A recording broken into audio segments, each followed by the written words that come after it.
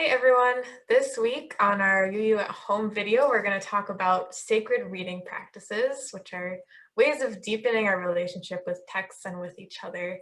And it's something we do pretty regularly in the religious education program.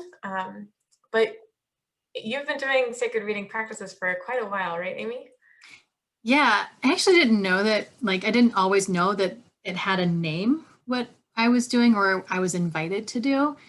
When I was a kid, my dad's side of the family is Lutheran, and we would go to church with them every year on Christmas Eve. And then after we came back to their house after the Christmas Eve service, my grandpa would sit us all down and he would have like a hat that had little slips of paper in it. And on those slips of paper were the names of different, or the numbers, chapter and verse of different Bible verses that had to do with the Christmas story. And we'd all have to draw from the hat, and then we'd have to find the Bible verse, and then we'd have to read it out loud, and then we'd have to talk about what that verse meant to us and like what it was asking of us. Um, and not everybody loved this practice, but my little geeky heart loved it. That we got to sit and just kind of like pick these verses apart and think about and make them come alive, really, right? Like to take them off the pages and to think about what does this verse mean to me in my life?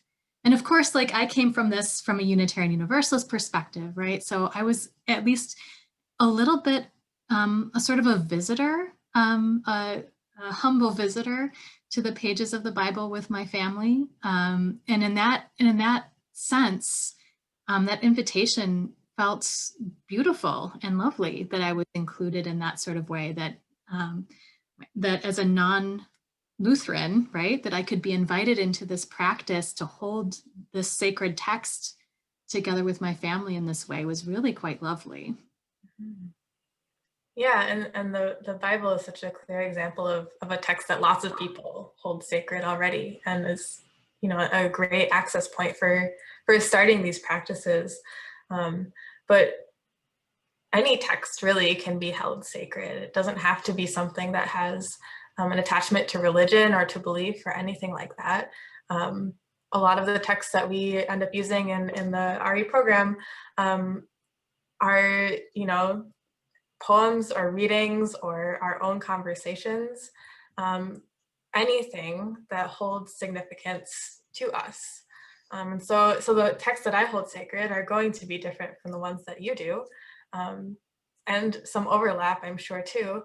But it's the things that I find sacred are things that have meaning to me, whether I can pinpoint the reason or not. I might just read something and feel it and just know like this is really important to me. I couldn't tell you why it's important, but it's my favorite thing right now.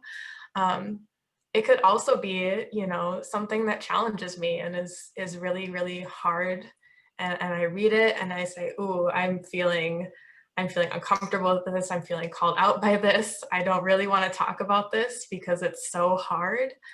And that can be really sacred too. That can be something that I hold very tenderly, just like I would hold a text that I love. And it could be anything. And sometimes I'm surprised um, by what texts I find sacred. Yeah, and I think it's about making meaning and being in relationship with the text. Because like you said, like it does not have to be, we don't, a sacred text is not a perfect or flawless text. One of the ways I got really into sacred reading practices was from a podcast called Harry Potter and the Sacred Text, which for a long time I've been a huge Harry Potter fan, even knowing that there's some problematic stuff that JK writes about. And as we know, JK herself is a problematic person. Um, and so I have to hold that, right? And I think that there's some tension there. I'm in relationship now differently with the Harry Potter texts than I was before I knew of J.K. Rowling's transphobia, right? So I think that's what sacred reading calls us to do is to be in relationship with the text and also with community. So a lot of these sacred reading practices that we'll talk about in a little bit are are not just about me and my experience of the text, though that's part of it, but also our collective communal experience of a text. And what kind of meaning, what kind of wisdom do we pull from it? Mhm. Yeah, and one of the ways that we, hold the texts with each other is by sort of preparing ourselves to receive the text. And so one of the practices is one of my favorites. I call it dissenter and receive, and it just gets us ready to engage with the sacred text. Because again, it's about the intention and making meaning. And so if I'm coming at it with my my head in a different space and full of the day, that might be really hard for me to genuinely understand what the text is saying to me and calling me to do. It might be hard for me to engage with the people around me. And so with this practice, we ask people to hold out their hands and imagine that they're holding everything that they know, everything they're bringing with them into this space right now, and to just gather it up in one hand and close that hand around everything that they know and hold it safe there. And then to notice how empty that other hand is. And that hand is where we're going to receive this sacred text.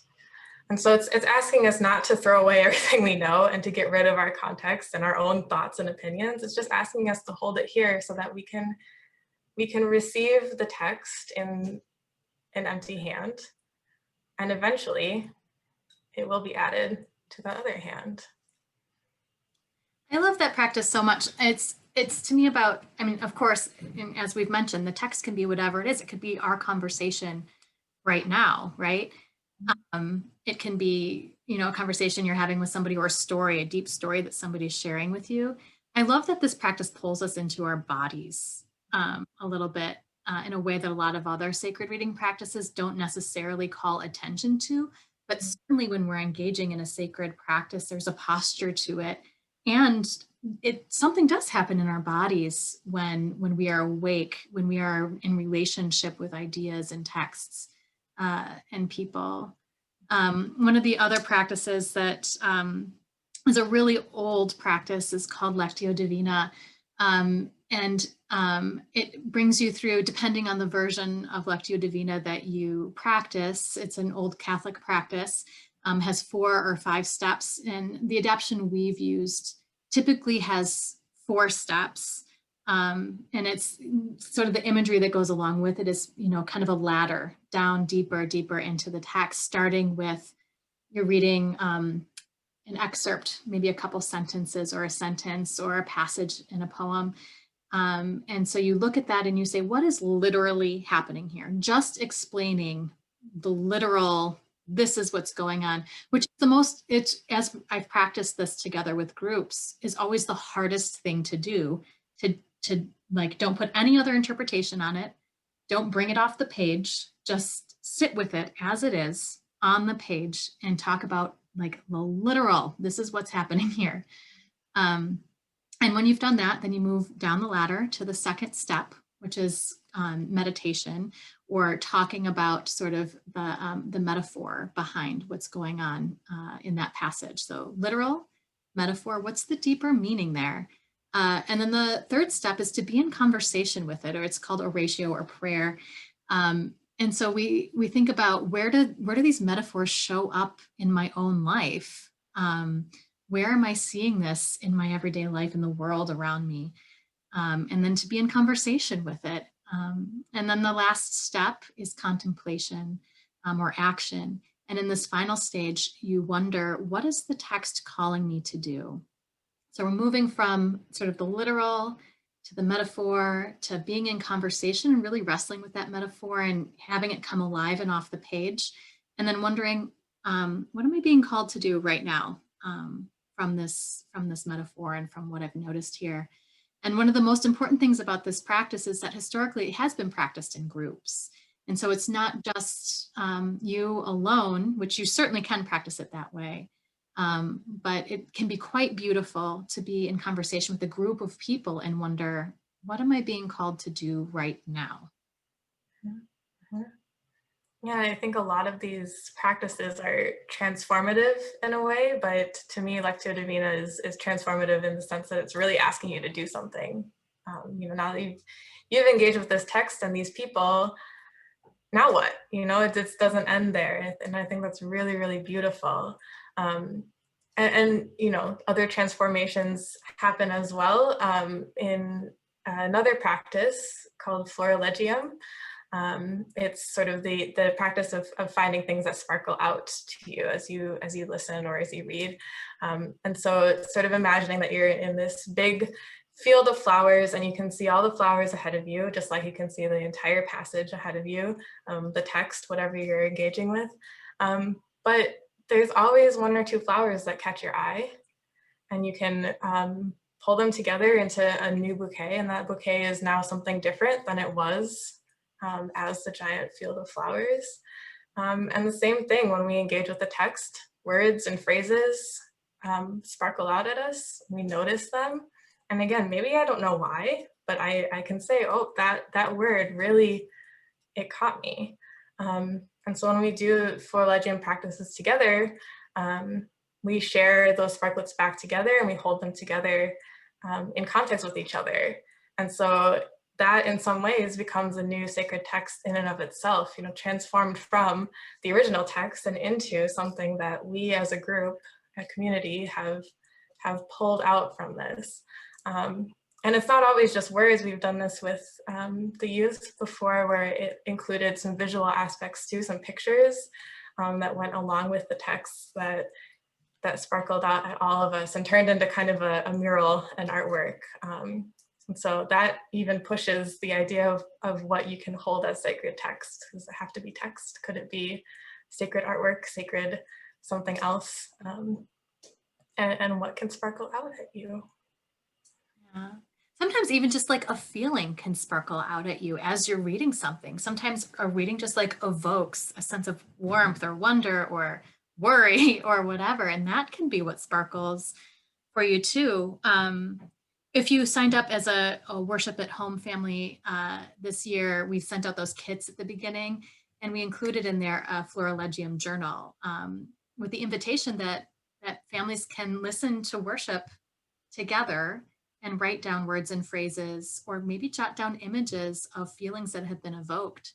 And then each month, kind of at the end of the month, going back and rereading those together and seeing what comes out, what new wisdom has been revealed by collecting those sparklets together. And I think that the thing is too, like there's a million different sacred reading practices out there, right? There's one called Havruta that's a Jewish practice. It's about being in conversation. There's another Jewish practice called Pardes that's pretty similar to Lectio Divina. And if you look at lots of different traditions, there's lots of different ways of engaging texts. And one thing that we've done is we've taken sort of Lectio and we've brought it in to our classrooms, and we use it with our younger kids, and we've seen it in our theme packets as well. So if you look for the Story for All Ages, you'll see that there's an invitation to ask 3 questions together. What does this story make you feel? What does it make you wonder? And what is it calling you to do? Which are 3 questions that you can hold together as a multi-generational group, right? But it's always about sort of making space for the practice. You can do it as a bedtime ritual, right? As you're reading a bedtime story, you can ask those questions. And it's about intention, setting that intention ahead of time that we are going to hold this space or this story, right? Or this experience as sacred. Yeah. Yeah, and it's something you can do again with anything, like this conversation right now. And so if we take a moment to treat our conversation that we've just had as a sacred text, as something that is meaningful to us, that we want to treat as sacred for a moment, I wondered if you would be willing to share some sparklets from what we just talked about. Yeah, Nico, you were doing the decenter and receive practice, and the hold it safe is what sparkled to me. Yeah, And I think the lovely thing about sparklets, I'm not quite sure why that sparkled for me today, but it did. So thank you. What sparkled at me was you used the word invitation several times in your Christmas story, and then at the end talking about the questions, and that definitely sparkled to me. Yeah. So hold it safe and invitation together. We could like say those back in different orders. Hold it safe, invitation, or invitation, hold it safe. And it seems like you can get different meaning just from those two sparklets together. Thank you.